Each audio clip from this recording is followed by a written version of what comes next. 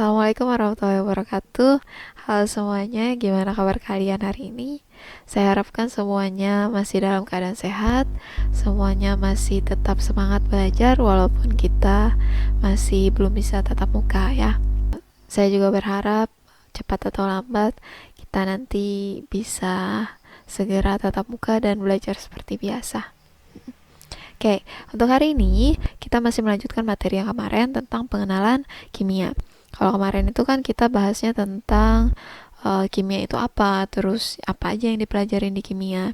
Nah, untuk hari ini kita lanjut yang kemarin. Jadi kita masih di KD 3.1 menjelaskan metode ilmiah, hakikat ilmu kimia, keselamatan dan keamanan di laboratorium, serta peran kimia dalam kehidupan. Nah, di sini indikator yang akan kita bahas hari ini ada dua indikator. Yang pertama menjelaskan dan menyajikan hubungan ilmu kimia dengan ilmu pengetahuan lainnya. Terus yang kedua, kita akan mengenal alat-alat laboratorium kimia dan fungsinya serta mengenal beberapa bahan kimia dan sifatnya. Oke, jadi ilmu kimia itu sering disebut sebagai central science atau pusat dari ilmu pengetahuan. Pusatnya ilmu pengetahuan. Maksudnya gimana? Maksudnya jadi ilmu kimia itu berhubungan erat dengan ilmu-ilmu lainnya. Seperti contoh saja di sini ada ilmu kedokteran, terus ada biologi, ada fisika, ada teknik. Nah, di sini di tengah-tengahnya sini ada ilmu-ilmunya. Mungkin kalian bisa cari tahu sendiri nih ilmunya apa aja. Saya akan kasih satu contoh aja di sini, farmakologi. Farmakologi ini sering juga disebut sebagai farmasi. Farmasi itu kan belajarnya tentang obat-obatan. Nah, kalau kita ngomongin tentang obat-obatan itu kan berhubungan erat dengan kedokteran, pasti. Terus karena yang dikasih obat itu makhluk hidup, artinya yang dipelajari di situ ada ilmu biologinya. Terus, bahan-bahan untuk membuat obat itu sendiri dan proses pembuatan obat itu sendiri tidak lain adalah kembali kepada ilmu kimia. Jadi, seperti itu hubungannya. Sama seperti ilmu-ilmu yang lain di sini. Mungkin kalian bisa cari tahu nanti ilmu itu apa saja. Oke, selanjutnya di sini ada peran kimia dalam bidang lain. Kimia itu juga berperan penting dalam bidang lain. Contohnya, di sini saya ambil 4 contoh. Yang pertama ada di bidang pertanian. Di bidang pertanian itu kan pertanian itu pasti perlu pupuk, perlu pestisida untuk agar supaya tanaman yang ditanam itu tumbuh dengan baik gitu kan. Nah, pupuk dan pestisida itu tidak lain tidak bukan adalah bahan kimia. Ya, proses pembuatannya pun dengan ilmu kimia. Terus lanjut farmasi. Tadi saya juga sudah bicarakan tentang farmasi. Itu kan belajar tentang obat-obatan. Di farmasi itu juga ada sintesis obat baru. Artinya semakin hari itu semakin dikembangkan obat-obatan terbaru. Di sini kan kita juga saat ini sedang mengharapkan satu obat, yaitu vaksin dari virus yang sedang menyebar saat ini, yaitu virus COVID-19 atau virus corona. Untuk penemuan vaksin untuk virus ini pun tidak lain memerlukan adanya ilmu kimia di situ. Ya, jadi kita berdoa saja agar vaksinnya segera ditemukan. Jadi kita bisa pertemuan seperti biasanya lagi di sekolahan. Lanjut, di sini ada bidang hukum. Nah, di bidang hukum kok ada kimianya? Ngapain nih? Nah, jadi kalau di bidang hukum itu mungkin kalian pernah dengar di film ada yang namanya tim forensik. Tim forensik itu kerjanya adalah mengidentifikasi bukti-bukti kejahatan. Misalnya ada yang meninggalkan helai rambut di TKP ataupun sidik jari atau mungkin bercak darah di TKP. Nah, hal-hal yang seperti itu diidentifikasinya menggunakan ilmu kimia. Terus yang keempat di sini ada seni. Di bidang seni sendiri pun ada peran kimia di dalam situ. Misalnya ada ditemukan suatu lukisan. Nah, untuk mengetahui lukisan itu asli atau tidak, di sini bisa memanfaatkan ilmu kimia. Oke, jadi seperti itu. Ada banyak sekali peran kimia dalam kehidupan kita, dalam bidang-bidang lain, dan tidak bisa saya sebutkan satu-satu di sini. Mungkin untuk yang lainnya kalian bisa cari tahu sendiri dari sumber-sumber yang terpercaya tentunya. Oke, yang kedua, kita masuk ke indikator yang kedua, mengenal alat-alat dan bahan kimia. Jadi di sini kita akan mengintip sedikit apa saja yang ada di laboratorium kimia. Oke, selamat datang di laboratorium kimia. Berikut hal-hal yang perlu kalian perhatikan sebelum memasuki laboratorium. Jadi sebelum kalian masuk laboratorium, kalian harus tahu beberapa hal ini, kalian harus ingat beberapa hal ini sebelum masuk ke laboratorium. Yang pertama, gunakan alat pelindung diri. Ini yang paling penting. Oke, alat pelindung diri atau disingkat APD itu kan sekarang banyak sekali digunakan oleh perawat, oleh dokter untuk menangani pasien-pasien yang terkena virus COVID-19. Nah, APD ini juga digunakan di laboratorium kimia. APD-nya mungkin tidak selengkap yang ada di rumah sakit, tapi kita juga memerlukan APD untuk apa? Untuk melindungi diri kita dari bahan-bahan kimia yang ada di dalam lab. Yang pertama, masker. Masker ini tentu untuk melindungi agar kita tidak menghirup secara langsung zat-zat kimia yang ada di dalam lab. Terus yang kedua, kita menggunakan sarung tangan karet. Sarung tangannya terbuat dari karet, bukan yang terbuat dari plastik, bukan yang terbuat dari kain, tapi terbuat dari karet agar saat kita menyentuh alat-alat itu kita tidak bersentuhan langsung dengan bahan-bahan yang kita gunakan. Oke. Yang ketiga, kita menggunakan kacamata Google. Ini fungsinya adalah untuk melindungi mata kita tentunya dari entah itu percikan bahan, entah itu uap dari bahan yang kita reaksikan, seperti itu. Nah, terus yang keempat, kita menggunakan jas lab. Jas lab ini biasanya menggunakan jas lab yang lengan panjang. Untuk apa? Untuk melindungi tubuh kita agar tidak bersentuhan langsung dengan bahan-bahan kimia. Selanjutnya, yang menggunakan hijab atau menggunakan jilbab, ini jilbabnya harus dirapikan agar tidak mengganggu saat kalian praktikum. Terus yang cewek-cewek yang rambutnya panjang itu juga harus dirapikan, diikat agar nanti rambutnya tidak terkena bahan kimia. Seperti itu. Nah, terus yang kedua yang perlu diperhatikan adalah kalian harus tahu materi praktikum sebelum kalian masuk ke dalam lab. Misalnya hari ini kalian mau praktikum, pelajari dulu apa yang harus kalian tahu, apa yang akan dipraktikumkan hari itu. Terus yang ketiga adalah keselamatan di dalam laboratorium. Ini adalah hal yang sangat penting, ya. Saya tekankan ini adalah hal yang sangat penting. Kalian harus menjaga keselamatan diri kalian harus menjaga keselamatan diri orang lain dengan cara menjaga ketertiban. Jangan kalian lari-lari di dalam lab, jangan kalian bercanda-bercanda berlebihan di dalam lab, karena nanti takutnya akan terjadi hal-hal yang tidak diinginkan. Misalnya ada bahan tumpah atau ada alat yang pecah, itu bisa membahayakan diri kalian, ya. Terus, dalam lab juga tidak diperbolehkan makan dan minum. Kalian tidak boleh membawa makanan ke dalam lab, kalian tidak boleh membawa minuman ke dalam lab, karena kalau misalnya sudah masuk ke dalam laboratorium, di sana saya bilang ada bahan-bahan kimia yang kita tidak tahu bahayanya seperti apa. Jadi kalau misalnya kalian bawa makanan ke sana, takutnya makanan kalian nanti terkontaminasi dan jadinya nanti makanan itu justru jadi berbahaya buat diri kalian, gitu ya. Oke, selanjutnya di sini ada alat-alat laboratorium kimia. Nah, kita mau mengenal alat-alat lab nih.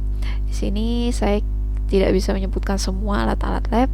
Kita ambil beberapa alat yang mungkin sering digunakan untuk praktikum aja. Yang pertama ada alat untuk mengukur volume. Terus yang kedua ada alat mengukur massa. Yang ketiga ada alat pengukur suhu. Yang keempat ada alat-alat elektronik di dalam lab. Terus yang terakhir ada alat pembakar. Nah, untuk yang pertama alat pengukur volume, karena yang diukur volume berarti yang diukur itu bahannya berbentuk cairan, ya.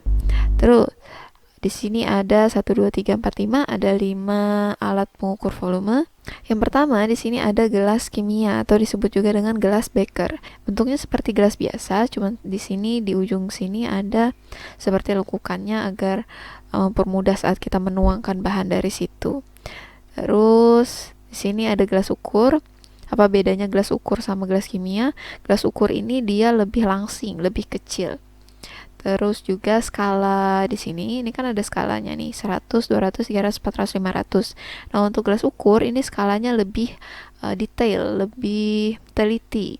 Jadi kalau misalnya ingin mengukur volume suatu bahan, itu disarankan menggunakan gelas ukur. Terus untuk labu ukur. Nah, di sini yang ketiga ada labu ukur. Labu ukur di sini bedanya dengan kedua ini tadi. Labu ukur ini hanya untuk satu ukuran volume. Misalnya di sini tulisannya 500 mili, berarti di sini hanya bisa digunakan untuk mengukur 500 mili volume larutan, tidak bisa lebih dan tidak bisa kurang. Ini kan di sini ada semacam garisnya nih. Berarti disitulah batas 500 milinya. Terus gimana kalau misalnya kita mau ngukur yang 10 mili? Berarti kita ambilnya labu ukur yang ukuran 10 mili. Karena di sini labu ukur ukurannya ada beda-beda, sama kayak gelas kimia, gelas ukur itu juga ada ukurannya yang berbeda-beda. Terus yang keempat di sini ada pipet. Pipet ini kan biasanya digunakan untuk netes-netes kayak gini ya. Nah, di sini pipet tetes ini ada dua jenis untuk mengukur. Yang pertama ada pipet volumetri atau pipet volume, yang kedua ada pipet gondok. Bedanya apa? Kalau pipet volume ini dia ada skalanya. Skalanya juga cukup teliti seperti gelas ukur. Nah, untuk pipet gondok ini dia seperti labu ukur. Dia hanya ada satu ukuran. Misalnya di sini tulisannya 25 mili, berarti hanya bisa mengukur 25 ml volume larutan. Seperti itu. Terus yang terakhir ada buret. Buret ini hampir sama saja untuk mengukur volume larutan, hanya saja di bawah sini dia ada kerannya seperti itu. Selanjutnya alat pengukur massa. Massa ini kan biasanya bentuk bahannya itu yang mau diukur, kalau enggak berbentuk padatan, kristal, biasanya berbentuk serbuk gitu. Nah, bahan-bahan seperti itu bisa diukur dengan dua alat ini. Yang pertama neraca manual yang di sebelah kanan, terus ada neraca digital yang di sebelah kiri. Bedanya apa? Bedanya cuman yang digital itu pakai listrik. Nah, kalau neraca manual ini sering juga disebut sebagai neraca Ohaus. Mungkin di fisika kalian akan pelajari bagaimana cara menggunakan neraca tersebut. Jadi kayak timbangan gitu ya. Di sini tinggal digeser-geser, nanti beratnya jadi berapa gitu. Terus kalau neraca digital itu tinggal kalian masukkan ke dalam sini. Misalnya kalian masukkan ke dalam satu wadah serbuknya atau bahan yang mau ditimbang, terus wadahnya kita taruh di dalam sini, itu nanti angkanya langsung keluar gitu. Sangat simpel daripada yang ini. Dan yang digital itu jelas lebih teliti, lebih akurat karena langsung keluar angkanya ya kan. Terus ada alat pengukur suhu. Nah, alat pengukur suhu tentunya menggunakan termometer. Sama di laboratorium kimia juga menggunakan termometer. Bentuk termometernya biasanya kayak gini nih. Nah, kalau di termometer itu kan kita mengukur suhunya satuannya Celcius. Biasanya kalau di kimia itu dipakainya satuan Kelvin. Mungkin kalian masih ingat di SMP gimana cara menghitung suhu Kelvin, Celcius ke Kelvin. Caranya adalah kalau misalnya kita mau cari tahu suhu dalam Kelvin, suhu derajat Celciusnya ditambahkan dengan 273. Misalnya suhu ruangan sekarang di sini 27 derajat Celcius. Berarti kalau kita mau tahu suhunya dalam Kelvin, 27 ditambahkan 23 dapatnya 300 Kelvin. Ya, seperti itu. Oke, selanjutnya alat pembakar. Nah, di sini ada beberapa alat pembakar. Ngapain di laboratorium kimia ada alat pembakar? Jadi saya pernah bilang ke siswa saya, kalau misalnya laboratorium kimia itu seperti dapur. Seperti dapur. Hanya saja kalau di laboratorium kimia itu tidak boleh mencicipi bahan yang ada di sana. Oke. Sangat tidak boleh mencicipi apapun yang ada di dalam lab kimia. Nah, terus kalau ada pembakar seperti ini berarti fungsinya sama seperti kompor buat masak. Tapi kalau di lab itu buat mereaksikan suatu zat. Terus pembakarnya di sini ada dua jenis. Yang pertama ada pembakar spiritus, yang kedua ada pembakar bunsen. Keduanya apa bedanya? Jadi kalau pembakar spiritus di sini dia menggunakan spiritus di dalamnya. Kalian pasti pernah dengar spiritus. Jadi di sini dimasukkan spiritus di dalam wadah ini, terus di sini ada sumbunya. Nah, nanti sumbunya yang di atas ini dikasih api, dikasih nyala api, maka dia akan hidup seperti ini. Nah, terus untuk membakar bunsen, di sini dia seperti kompor gas. Dia menggunakan gas, biasanya gas yang dipakai itu gas metana. Gas metananya dialirkan menggunakan pipanya di sini. Terus dialirkan, maka di atas sini kita kasih sumber api atau dikasih nyala api, maka dia akan hidup. Tuh. Nah, untuk memanaskan zat, kita biasanya memerlukan ini nih. Yang ada di tengah-tengah ini ada kaki 3 namanya. Yang ada kakinya ada 3, ini namanya kaki 3. Nah, terus membakarnya itu ditaruh di bawah kaki 3 ini. Nah, di atasnya dikasih kawat ini, kawat kasa namanya. Jadi nanti zat yang mau kita reaksikan itu tinggal ditaruh di atas kawatnya ini saja. Nah, jadi seperti itu caranya. Oke, jadi dari alat-alat tadi itu, mungkin ada alat yang pernah kalian lihat, tapi kalian gak ingat namanya atau kalian belum tahu namanya. Nah, jadi di sini ada dua alat yang mau saya kenalkan juga. Yang pertama di sini yang bentuknya seperti ini, mungkin kalian sering sekali melihat. Ini namanya adalah Erlenmeyer. Erlenmeyer ini biasanya dipakai dalam proses titrasi. Terus yang kedua di sini ada tabung reaksi. Pasti kalian pernah lihat ya kan? Nah, di sini tabung reaksi itu biasanya digunakan untuk mereaksikan suatu zat. Nah, ini apa? Ini adalah raknya. Jadi kalau misalnya kita mau mereaksikan sesuatu, tinggal kita taruh tabungnya di dalam situ, terus kita tinggal tambahkan zat-zat yang mau kita reaksikan. Jadi tidak perlu dipegang. Terus kalau misalnya habis dicuci, bisa juga dibalik, ditaruh di situ supaya tabungnya kering. Sekarang kita lanjutkan di sini, kita mau mengenal bahan kimia. Jadi bahan kimia itu, kalau kita ngomongin bahan kimia, mungkin yang kalian pikirkan itu bahan-bahan kimia yang berbahaya, ya kan? Padahal nggak semua bahan kimia itu berbahaya. Kayak air itu juga bahan kimia dan dia tidak berbahaya. Terus misalnya kalian minum kopi. Kopi itu kan mengandung kafein ya. Nah, kafein itu juga adalah bahan kimia. Mungkin kalau dalam dosis sedikit itu tidak berbahaya, tapi jika dikonsumsi secara berlebihan itu juga berbahaya. Terus garam dapur, garam yang biasa dipakai masak itu juga bahan kimia. Jadi kalau misalnya kalian dengar bahan kimia, jangan selalu mikirnya bahan-bahan yang berbahaya. Ada kok bahan kimia yang tidak berbahaya. Nah, di sini kita akan bahas tentang sifat-sifat bahan kimia yang berbahaya.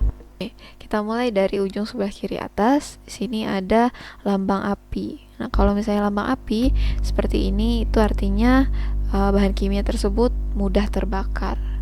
Terus kalau misalnya lambangnya silang seperti ini, berarti bahan kimia itu bisa menimbulkan iritasi apabila terkena langsung ke kulit kita. Terus di sini yang gambarnya tetes-tetes ke tangan, ini adalah korosif. Artinya dia bisa merusak.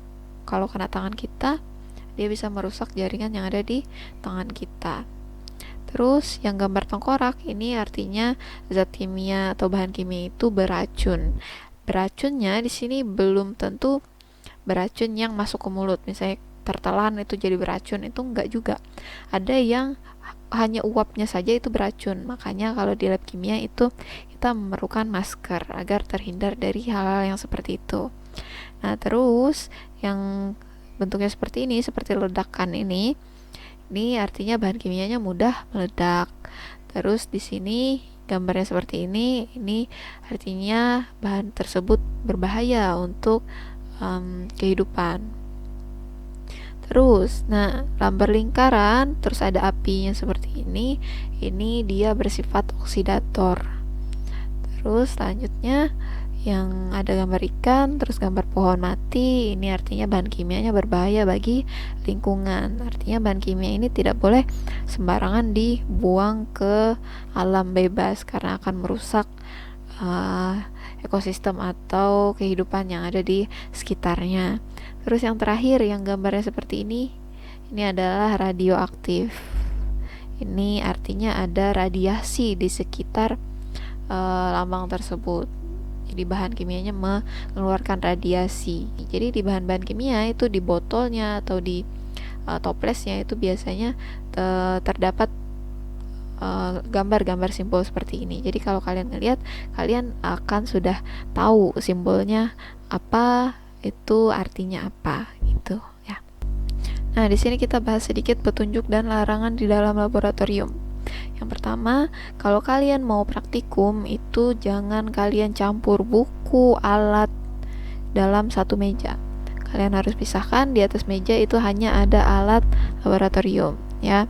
Terus yang kedua, jangan lupa pakai kacamata pengaman agar nanti kalau misalnya terjadi percikan itu tidak langsung terkena ke wajah atau ke mata kalian. Yang ketiga itu cara memanaskan cairan. Misalnya ini tabung reaksi. Tabung reaksinya jangan kalian hadapkan ke wajah kalian, tapi hadapkan menjauhi wajah kalian dan menjauhi wajah teman kalian juga. Artinya tidak ada yang terkena bahaya. Selanjutnya, kalau misalnya kalian ingin mencium bau dari gas yang dihasilkan, kalian jangan menghirup dari sininya langsung, tidak boleh. Tapi kalian mengibas-ngibaskan dari botolnya atau dari tempatnya tersebut ke hidung kalian. Jadi tidak boleh dihirup secara langsung. Terus apabila terjadi kecelakaan, misalnya ada bahan yang jatuh atau ada bahan yang tumpah, jangan kalian bersihkan sendiri. Jangan kalian bersihkan sendiri. Misalnya kalian takut dimarahin gitu, terus kalian bersihkan sendiri. Jangan sampai itu terjadi. Menumpahkan apapun di dalam lab, minta tolong kepada guru kalian atau pembimbing yang ada di dalam lab tersebut untuk membantu membersihkannya, karena untuk bahan-bahan di dalam lab itu tidak boleh sembarangan dibuang. Saya kasih contoh, misalnya asam kuat nih yang tumpah, terus kalian mau bersihkan, kalian bersihkannya pakai tisu. Apa yang terjadi? Karena itu asam kuat, yang ada tisunya malahan terbakar. Tisunya nanti malahan jadi rusak, terbakar, dan itu bisa melukai tangan kalian juga akhirnya ya.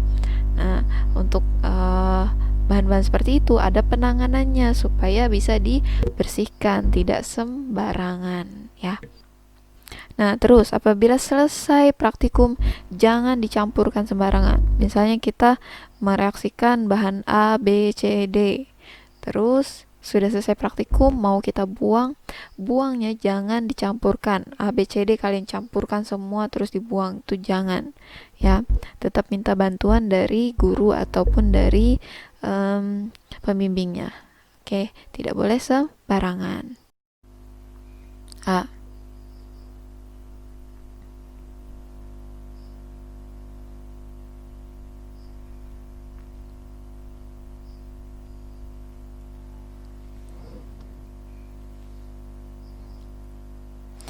Oke, cukup segitu saja penjelasan saya hari ini.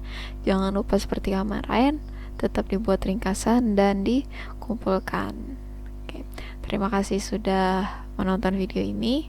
Saya harapkan kita bisa segera bertemu dan melaksanakan pembelajaran seperti biasanya di sekolahan, dan kita bisa masuk ke laboratorium di sekolahan kita dan melakukan praktikum. Oke, cukup sekian. Terima kasih. Assalamualaikum warahmatullahi wabarakatuh. Bye.